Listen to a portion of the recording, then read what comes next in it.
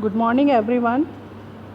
Today's our topic is Hess law of constant heat summation. It is sometimes very difficult or even impossible to measure the enthalpy change for a reaction directly in the laboratory. Some reactions takes place extremely slowly, making a direct measurement unfeasible. In other cases, a given reaction may be an intermediate step in a series of reactions. Some reactions may be difficult to isolate because multiple side reactions may occur at the same time. Fortunately, it is possible to measure the enthalpy change for a reaction by an indirect method, that is Hess law of heat summation. Hess law of constant heat summation states that if two or more thermochemical equations can be added together or give a final equation, then the heats of reaction can also be added to give a heat of reaction for the final equation. Hess law is named after Russian chemist and Dr. Germain Hess. Hess helped formulate the early principles of thermochemistry.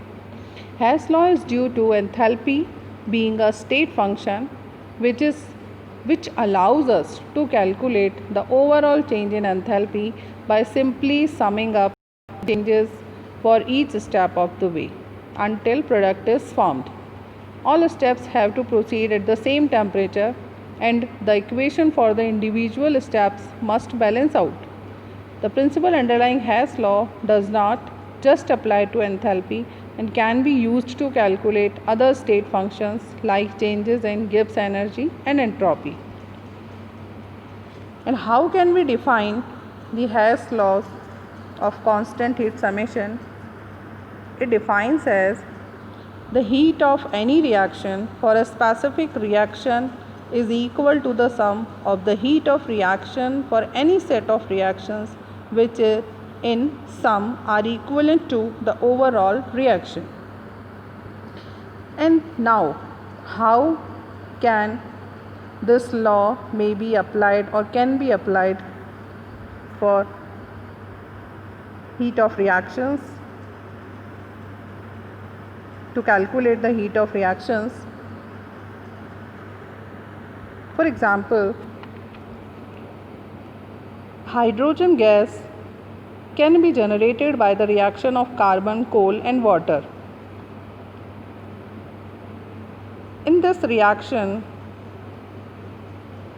we can see that when carbon reacts with water, it gives gaseous carbon dioxide and hydrogen gas. This reaction requires the input of 90.1 kilojoule of heat for every mole of carbon consumed. By convention, when heat is absorbed during a reaction, we consider the quantity of heat to be a positive number, or in chemical terms, Q should be positive for an endothermic reaction. It is interesting to ask where this input energy goes when the reaction occurs. One way to answer this question is to consider the fact that the reaction converts one fuel, carbon, into another fuel, that is hydrogen gas. To compare the energy available in each fuel, we can measure the heat evolved in the combustion of each fuel with 1 mole of oxygen gas. We observe that when carbon reacts with oxygen, it gives carbon dioxide, and in this reaction, the heat of reaction is minus 393.5 kilojoule. For 1 mole of carbon burned, hence the reaction hydrogen, 2 mole of hydrogen reacts with oxygen and gives 2 mole of water, produces 483.6 kilojoule for 2 moles of hydrogen gas burned. So it is evident that more energy is available from combustion of the hydrogen fuel than from combustion of the carbon fuel. So, it is not surprising that conversion of the carbon fuel to hydrogen fuel requires the input of energy. Of considerable importance is the observation that the heat input in equation 2, 90.1 kilojoule, is exactly equal to the difference between the heat evolved minus 393.5 kilojoule. In the combustion of carbon, the heat evolved is 483.6 kilojoule in the combustion of hydrogen.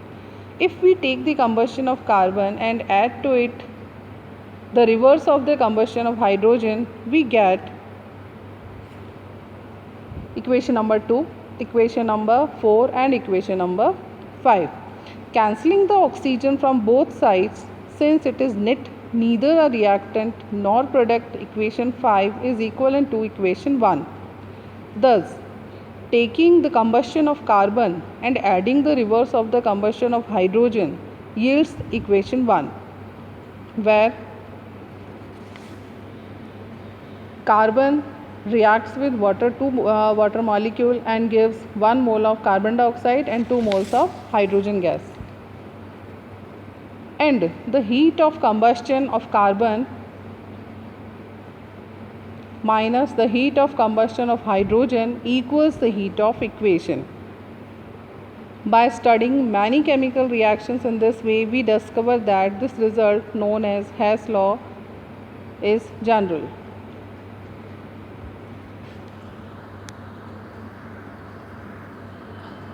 In this slide, we can see a pictorial view of Hess laws.